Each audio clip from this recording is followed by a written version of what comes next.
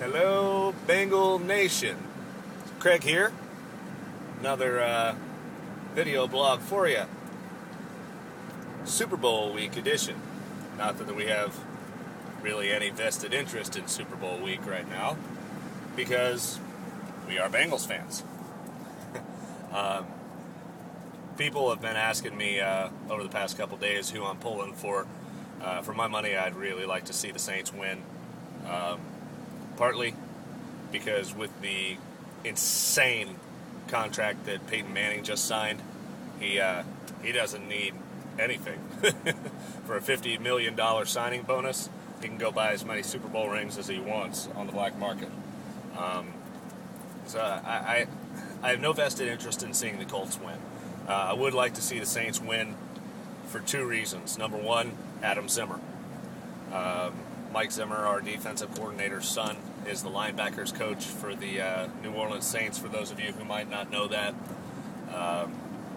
Anything good happening to a member of the Zimmer family this year is a good thing in my book. I think the Zimmer family getting a Super Bowl ring, whether it be from Mike or from Adam, would be a really, really neat thing for them this year because of the death of Vicky Zimmer a few months back. So it's two primary reasons. Number one being Adam Zimmer, and number two, I'd like to see Drew Brees get himself a ring. I really don't, I don't care a lot about the other guys on that squad. I'm sure Darren Sharper would like a ring. Reggie Bush, he's a good football player. He's fun to watch on Twitter and so on and so forth. But really, the two people that I'd like to see get a ring in that organization are Mike Zimmer and Drew Brees. Also, it was always fun and always cool to see a team win a Super Bowl for the first time. Especially, it would be cool for the Saints, being it's the first time ever even going to the big show. So that's why I'm pulling for the Saints this weekend, even if they did steal our cheer. Other NFL happenings, Bengals in particular, we're all pretty disappointed in Ray Maualuga. Everybody makes a stupid decision from time to time.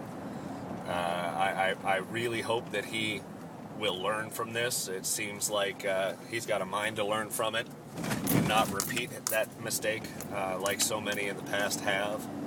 I've seen a lot of comparisons trying to be drawn between him and Odell Thurman.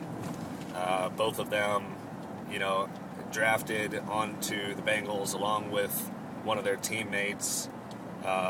In Odell Thurman's case, it was David Pollock.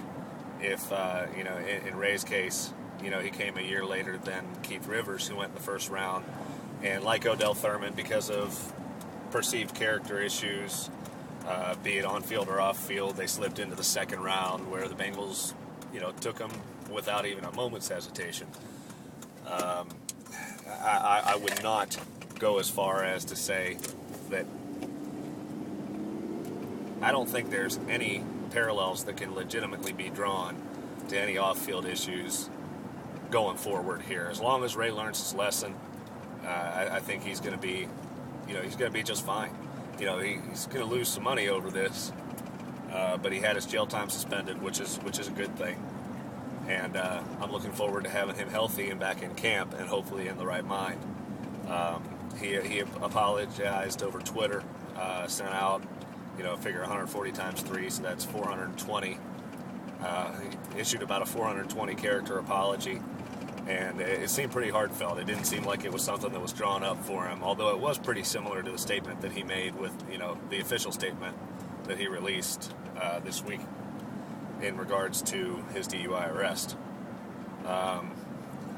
Starting to look towards free agency, starting to look towards the draft.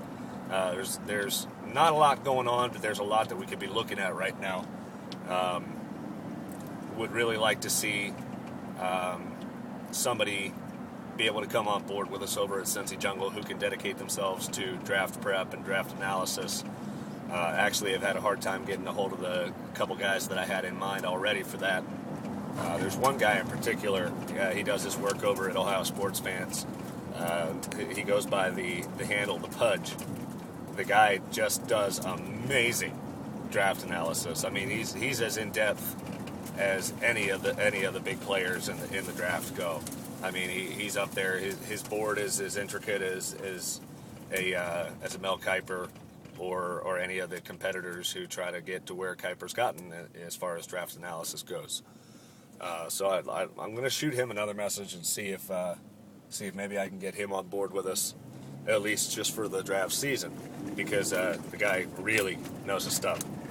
Other than that, really, there's been some really great articles up on Cincy Jungle in the past few days. Predictably went into a little bit of a lull, but I think the writing team's doing a good job getting good material up there right now. So make sure you keep tuning in. And I guess that's really about it. I'm not going to hold you up too much longer.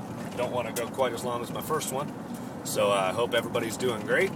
Hope you've got better weather than we do up here. It is very gloomy and very gross, very nasty up here.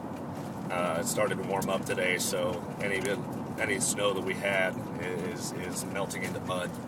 It's just it's overall just really cruddy outside.